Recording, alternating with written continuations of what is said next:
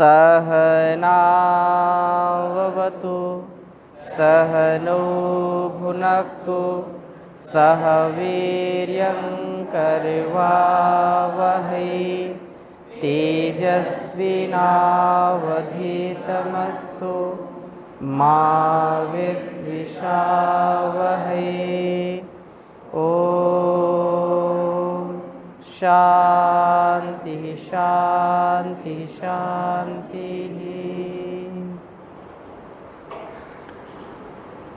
ईशोपनिषद के 8वें मंत्र का स्वाध्याय हम करेंगे। उच्चारण हमने करा दिया था, एक बार मिलकर के उच्चारण करिए। स्थापर्यगाशो क्रमकायमृणम् अस्नाविरं शुद्धमपापविद्धं कविर्मनीषी परिभूर्स्वयंभू याथा तथ्यतोऽर्थान् व्यदधा शाश्वतीभ्यः समाभ्यः। वेद मंत्र थोड़ा बड़ा है तो पूरा उच्चारण में नहीं आता है। हम उस परमात्मा के स्वरूप को समझें, उसको जानें, उसका स्वरूप कैसा है, उस संदर्भ में इस वेद मंत्र में यह बात कही है। सपर्यागात, सह माने वह, इदम माने यह और अहम माने मैं। सह परमात्मा के लिए प्रयोग किया है, इदम इस प्रकृति के लिए प्रयोग किया है और अहम माने मैं अपने लिए, आत्मा के लिए प्रयोग किया है। वह परिआगात, परमपिता परमेश्वर परितः आगतः, आगात है। वह प्रत्येक कण में विराजमान है, विद्यमान है। परिआगात, सपर्यागात शुक्रम, वह शुक्र स्वरूप है। वह क्या है? शुक्र स्वरूप है। शुक्र और अभी बताएंगे ना बेटा। शुक्र स्वरूप क्या है? शुक्र जो शुद्ध है, जो पवित्र है, जो इस संसार का मूल कारण है। संसार का क्या है? मूल कारण है। जो बीज स्वरूप है, जैसे बिना बीज के वट वृक्ष या कोई भी वृक्ष नहीं हो सकते हैं, वैसे ही उस परमात्मा के बिना इस संसार की कल्पना हम नहीं कर सकते हैं। इसलिए उसको इस संसार का बीज कहा है।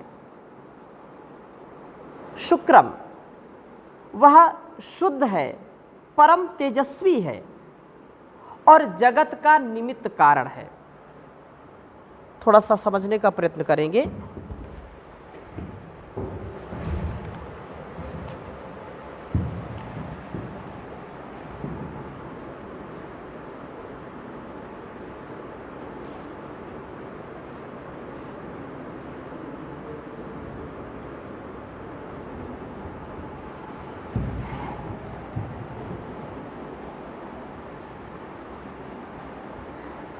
शुक्रम, शुक्रम से हम क्या क्या प्रयोग करते हैं? शुक्रम मतलब शुद्ध, पवित्र,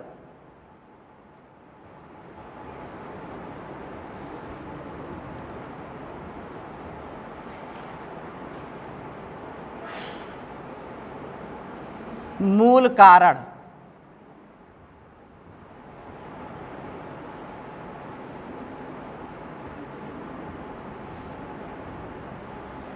शुद्ध, पवित्र, मूल कारण।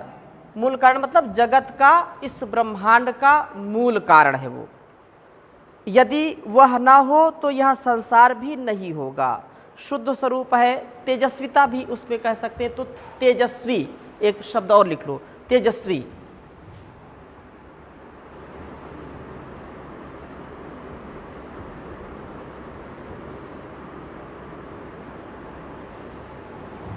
इस प्रकार से हम शुक्र शब्द का अर्थ ले सकते, और भी अनेक शब्द हो सकते जगत का जो निमित्त कारण है। अब कुछ उदाहरण से समझना चाहिए। जैसे संसार में जो कुछ भी है बिना कारण के कोई कार्य होता नहीं है। कारण है तो कार्य भी होगा, कारण नहीं है तो कार्य भी नहीं होगा। जैसे आप पंखे के नीचे बैठे हैं, पंखा न हो तो हवा नहीं आएगी, पंखा है बिजली नहीं है तो भी हवा नहीं आएगी। कारण है तो कार्य है। आप यहाँ पढ़ने के लिए आए हैं तो आपके यहाँ रहने का, बसने का कारण क्या है? यहाँ क्यों रहते हो, क्या कारण? कोई बोलता है, पूछता है तो क्या बोलोगे? पढ़ाई करते हैं। मूलतः हम पढ़ाई के लिए यहाँ हैं। संसार में जो कुछ भी है उसका 3 कारण प्रमुख होते हैं। एक निमित्त कारण, एक उपादान कारण, एक साधारण कारण। ठीक है। परमात्मा क्योंकि शुक्र स्वरूप है, वह कारण है, लेकिन उसका कोई कारण नहीं है। आगे और हम चर्चा करेंगे, अभी इतना केवल समझ लीजिए 3 कारण होते हैं। एक निमित्त कारण और उपादान कारण और साधारण कारण। जैसे कुंभकार होता है, घड़ा बनाता है मिट्टी के कच्चे और फिर पकाता भी है उसको। तो जो कच्चा माल है वो क्या है? वो उपादान कारण है। आप जिस फर्नीचर पर बैठे हैं लकड़ी का बना हुआ है, तो ये लकड़ी क्या है? दरवाज़ा बना है, मेज़ बना है, कुर्सी बना, अलग अलग और भी सारी चीज़ें बनती हैं।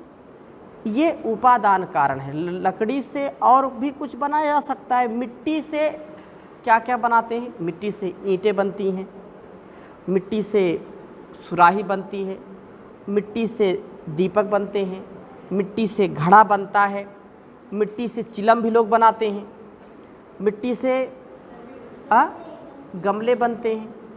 तो हजारों प्रकार के आइटम इससे बनते हैं।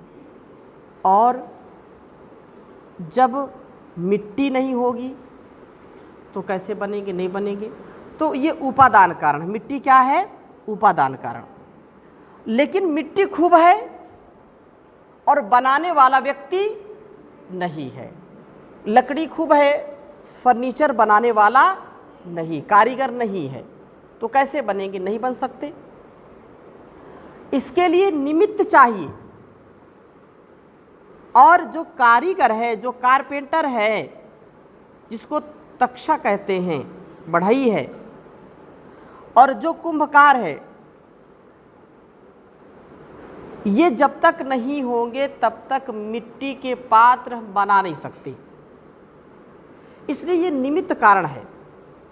और साधारण कारण में जैसे चाक है, चाक के ऊपर मिट्टी का पिंड चढ़ाते हैं ना, और उसमें एक छड़ी का भी प्रयोग करते हैं, फिर जल का भी प्रयोग करते हैं, फिर उसको पकाने के लिए अग्नि का प्रयोग करते हैं। अब कोई बोले हाथ से बनाता है, तो हाथ, कुंभकार का तो ही हाथ है, उसकी बुद्धि है। तो ये सारे उसके साधारण कारण हो गए। ऐसे ही इस जगत को बनाने का जो उपादान कारण है वो है क्या? प्रकृति। क्या है? ये उपादान कारण है।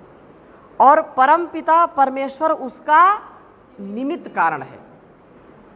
और साधारण कारण में अन्य चीज़ें, जैसे हमारा कर्म है, जैसे हमारा निमित्त वैसा भी वो भी है, लेकिन परमपिता परमेश्वर प्रमुखता से निमित्त बनता है। इसलिए उसको बीज कहते हैं। क्या कहते हैं? बीज कहते हैं। वो संसार का बीज है। यदि वो नहीं होगा तो वृक्ष नहीं होगा। संसार रूपी वृक्ष जो है उसी के ऊपर निर्भर करता है। दूसरी बात, यदि वह शुक्र ना हो तो संसार उत्पन्न नहीं हो सकता है। ऐसे ही सृष्टि रचना में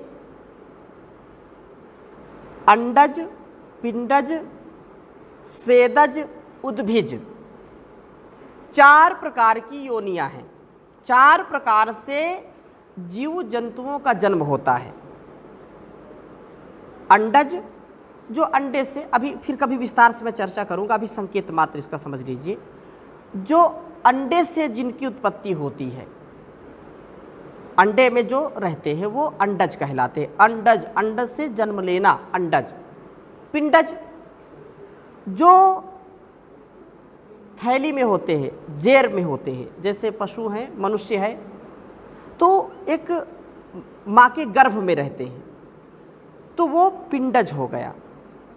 स्वेदज, कुछ ऐसे कीट, कुछ ऐसे जीव जो पसीने से उत्पन्न होते हैं, कुछ गर्मी के और उसके कारण जो है सीलन से, जिनको कह सकते हैं सीलन से, कुछ ऐसे जीवाणु बैक्टीरिया उत्पन्न हो जाते हैं। जूं है, लीक है, खटमल है, ऐसे होते नहीं, ये सब स्वेदज हैं। उद्भिज, उद्भिज वो हैं जो धरती को फाड़ करके निकल जाते हैं। जैसे उसमें कोई वट वृक्ष है, वट वृक्ष छोटा सा बीज है, कोई आप बीज डालते हैं खेत में, खेत की जुताई हो गई और इतनी नीचे मिट्टी ऊपर, इतने नीचे बीज पड़ा है, उससे वो फाड़ करके निकलता है, उसको उद्भिज बोलते हैं। पत्थरों के बीच से, या आप देखिए कि बड़े बड़े मकान होते हैं, या देखो घास, कोई पेड़, उससे उत्पन्न हो जाते हैं। वहाँ पर मिट्टी नहीं है लेकिन फिर भी वो, उनको थोड़ा सा आलंबन मिला और वो फोड़ करके निकल गए। तो ये सबका कारण कौन है? परमपिता परमेश्वर। वो सबके बीज रूप में सबके साथ विद्यमान है। यदि वह ना हो, उसकी शक्ति काम ना करे, तो फिर नहीं हो सकते। इसी प्रकार से आप, क्योंकि सब एडल्ट हैं और इस बात को समझना चाहिए, जब माता पिता का संयोग होता है, उनके रज और वीर से संतान की उत्पत्ति होती है। माँ या पिता दोनों के संयोग हो, लेकिन जब तक उनके अंतिम जो धातु है उसका जब तक परिपाक नहीं होता, तब तक संतान उत्पत्ति नहीं हो सकती है। जब तक जो गुणसूत्र हैं, अंडे बनना है, अलग अलग प्रक्रिया है। गर्भाशय का परिपक्व होना, पुरुषों में वीर्य का परिपक्व होना, जिससे संतान उत्पत्ति। और वीर्य का दूसरा नाम क्या है? शुक्र। रस, रक्त, मांस, मेद, मज्जा, अस्थि, शुक्र या वीर्य, 7 धातुओं से हमारा शरीर पुष्ट होता है। और 7 धातुएं यदि एक भी इसमें असंतुलित है तो शरीर रोगी पड़ जाता है। इसलिए जब पुरुष कम से कम 21 वर्ष और स्त्री जब 18 वर्ष, जब उनमें संतान उत्पत्ति का सामर्थ्य होता है, तो वह विवाह के योग्य कहते हैं। और ये तो अभी जो नियम चल रहा है उसकी मैं बात कर रहा हूँ। प्राचीन काल में कम से कम 25 वर्ष का आयुष्य जब पुरुष का होता था, 25 वर्ष तक ब्रह्मचर्य का पालन करना, जिससे उसके संतानोत्पत्ति में कोई दोष ना हो। आज जो है ऐसी स्थितियां हैं कि रोगी बच्चे पैदा होते हैं। क्यों? जब माता पिता ही रोगी तो बच्चे भी रोगी होंगे। पहले वसु ब्रह्मचारी होता था, 25 वर्ष तक वसु ब्रह्मचारी होता है, और फिर 34 वर्ष तक रुद्र ब्रह्मचारी होता है, फिर 48 वर्ष तक आदित्य ब्रह्मचारी, युवा भी और युवती भी, वेदों में इसके प्रमाण हैं। और ऐसा जो आयुष्य प्राप्त करते थे, वास्तव में वो जीवन दायिनी उनका शरीर और उनका सामर्थ्य होता था। उनसे जो बच्चे जन्म लेते थे वे इस संसार का उपकार करने वाले होते थे। अभी भी होता है, लेकिन उसके लिए बहुत संयम की आवश्यकता है। तो एक संदर्भ ये है कि हिंदू संप्रदाय में, हिंदू सनातन धर्म में ऐसा कहते हैं कि जब शुक्रोदय हो तो विवाह करना चाहिए। ऐसा समझते, जानते हैं आप लोग? नहीं जानते? आप गांव घर में आप देखिए कि शादी के लिए मुहूर्त विचारते हैं, मुहूर्त विचारते हैं ना, और कभी भी शुक्र अस्त होने पर मुहूर्त नहीं निकलता है, क्योंकि आपके व्यवहार से जुड़ा है, आप इस बात को जाने, क्योंकि हम नहीं बताएंगे तो कौन बताएगा, ऐसी चर्चा होती नहीं। तो ये जब मुहूर्त होता है तो एक नक्षत्र होता है, एक जो है तारा होता है, शुक्र तारा, कभी उसको देखा? शरद ऋतु में जब आप पूर्व की दिशा में देखेंगे सुबह के 4 बजे, तो बहुत तेजी से जो चमकता है उसको शुक्र तारा बोलते हैं, शुक्र। और वह ऋतु अनुकूल होता है, हर ऋतु में नहीं होता, ऋतु के अनुकूल होता है। शुक्र उदय हुआ तो समझो कि शुभ काम आप कर सकते हैं, और विवाह लग्न आदि उसी शुक्रोदय में ही करते हैं। शुक्र वो एक नक्षत्र है, एक ग्रह है। हमारे शरीर में भी क्या है? शुक्र है।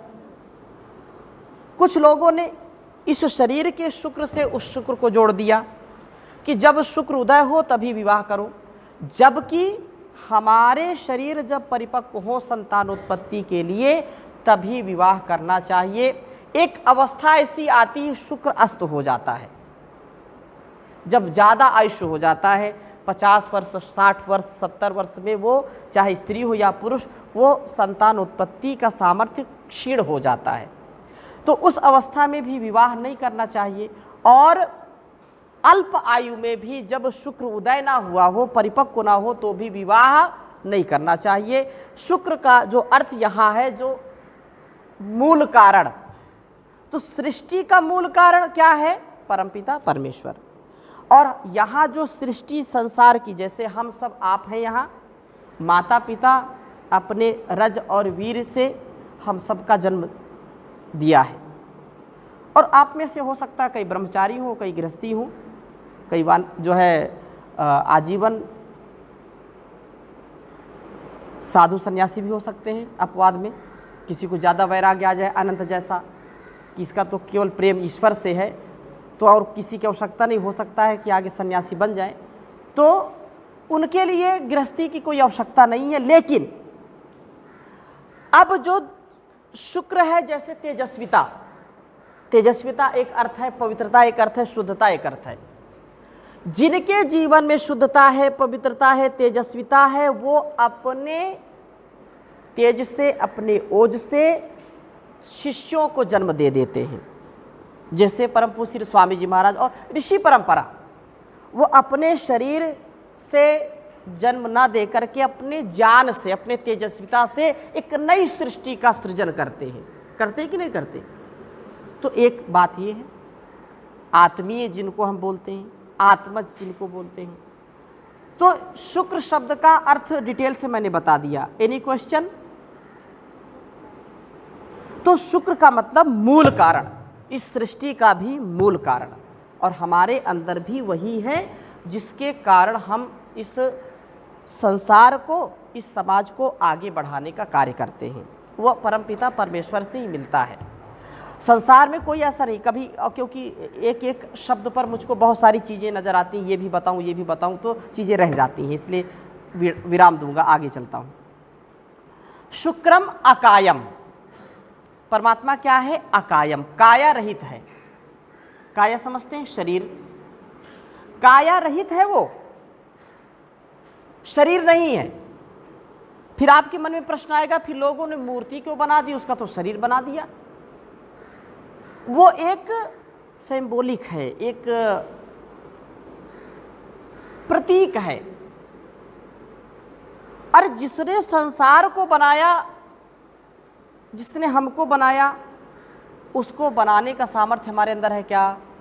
नहीं, क्योंकि उसका कोई रूप नहीं, कोई रंग नहीं, कोई आकार नहीं। अकायम अव्रणम अस्नाविरम, अव्रण व्रण रहित, अर्थात उसमें कोई घाव नहीं। जब शरीर ही नहीं तो घाव कहाँ से होंगे? जब शरीर ही नहीं है तो व्रण का कोई अर्थ ही नहीं है, कोई घाव नहीं, कोई छिद्र नहीं उसकी। अकायम अव्रणम अस्नाविरम, नसनाड़ियाँ भी नहीं होगी। जब शरीर होगा तो नसनाड़ियाँ होगी, स्नायु तंत्र होंगे। जब शरीर ही नहीं है तो इसका भी कोई प्रश्न नहीं है। शुद्धम, वो शुद्ध है, बुद्ध है, उसको कोई अशुद्ध नहीं कर सकता है। काया रहित है, काया नहीं उसकी। अनेक आपको मंत्र श्लोक मिलेंगे, चौपाइयाँ मिलेंगी जो परमात्मा को निराकार और सर्वाधार मानते। वह अजन्मा है,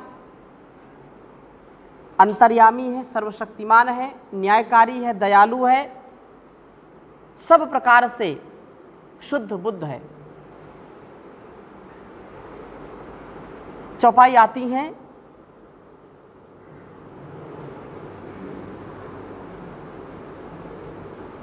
आनंद रहित सकल रस भोगी, बिन वाणी वक्ता बड़ जोगी।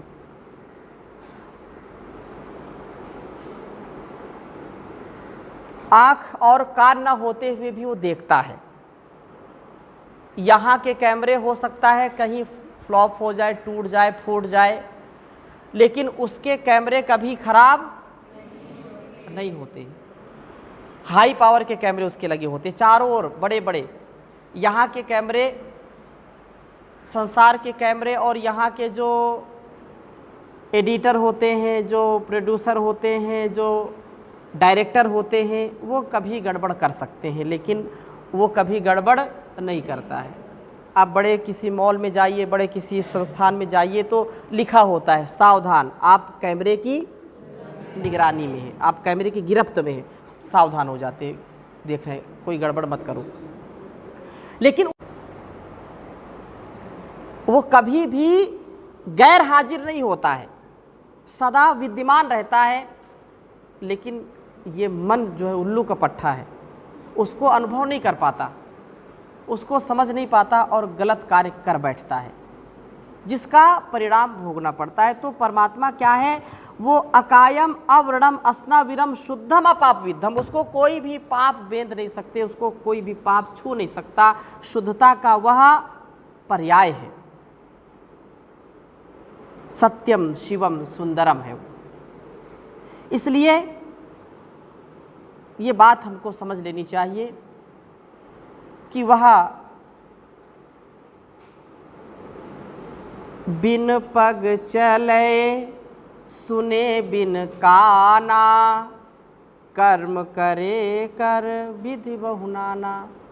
आनंद रहित सकल रस भोगी, बिन वाणी वक्ता बड़ जोगी। कहा कि बिन पद चले सुने बिन काना, कर विध कर्म करे विधि नाना।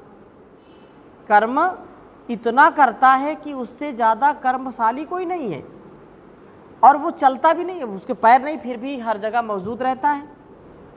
इतने प्रकार के जीव जंतु बनाना और सूक्ष्मता से बनाना बिना हाथ के ही तो कर रहा है।